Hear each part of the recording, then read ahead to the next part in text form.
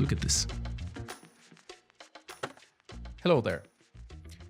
A big headache for a lot of our customers has been, how do I write all that beautiful, high quality, super Anker data back into Revit? In the beginning, when we started building Anker, we thought that data is never going to be in Revit. Actually, having that data in Revit is wrong, bad, everything that has to do with like what we don't want to do in the future.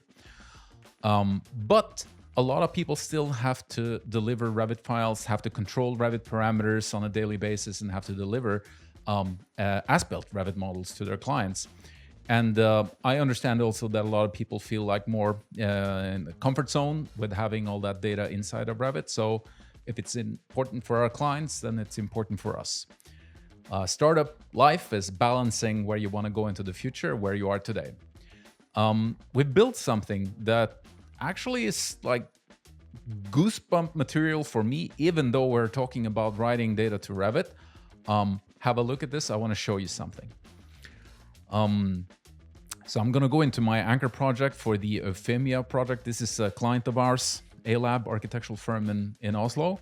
I've set up a bunch of, actually not me, because Anker is a wonderful cloud-based collaboration system. I'm collaborating actually right now with my colleague Erik, who is creating a bunch of populations for me. This is cards and algorithms that are creating data. He's doing a bunch of Norwegian stuff. We're writing contract numbers and Norwegian classification systems. And then I have a few like uni format classification cards that I'm using to populate uniformat classification on a unlimited amount of Revit files. And remember, Anker is a project information model.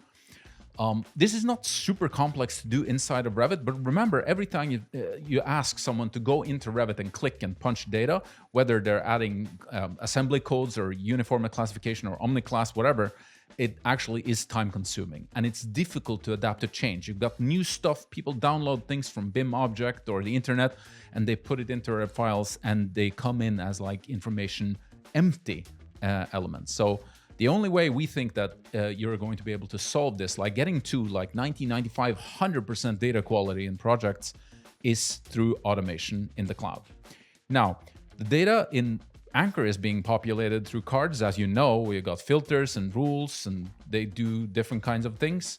This is for ceiling finishes. This is for exterior doors. This is for interior doors. And we're just using the built-in Revit properties for filtering, which makes it like semi-easy for people to manage. You can get the category right and you can get the function right. Okay, then every time I sync in Revit or every time anything updates, because everything is based on automation, this data is going to be written, but it gets written to Anker. Like, okay, so if I go into an Anker table, all of this looks beautiful. I got 500 types across 3 different Revit files that all have the correct 100% data quality for uniformat classification. Even if I go to my validation where I have a uniformat classification validation, it shows me with all these like 8 sub-validations that everything is good.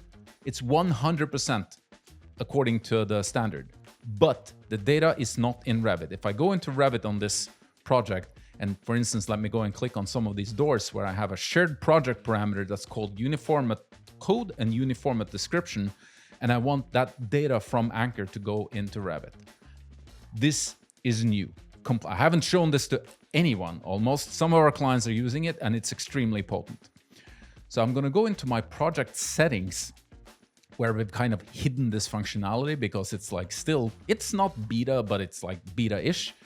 I'm gonna log on and let's get this Anker connection up and running.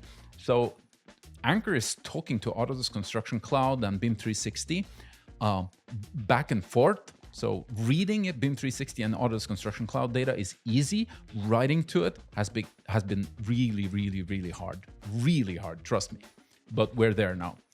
So what I've done here is I've created a setup where I pick the parameters that I want to export and the files that I want to export to. And I can do this for any other, like I can create, as you understand, like an unlimited amount of different setups for different configurations of parameters. But let's go back into the uniformat thing. And then I'm going to go and click export. And then what happens is that the Anker application in Autodesk Construction Cloud is opening that Revit file on ACC and writing all that data that you saw in Anker to all the elements, both types and instances, in Revit without you having to do anything. So I'm not opening that Revit file. I'm not clicking any buttons inside of Revit.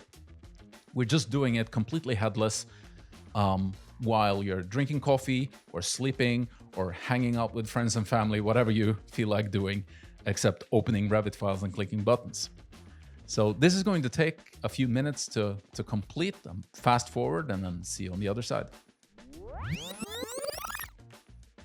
That actually went faster than I thought it was going to. Let's see how the results turned out. I'm going to go into my Revit file. This is a pretty big model. It's a big project in Oslo downtown. I've got a bunch of door tags placed on my doors. I'm going to just do a reload latest, and then let's see what happens.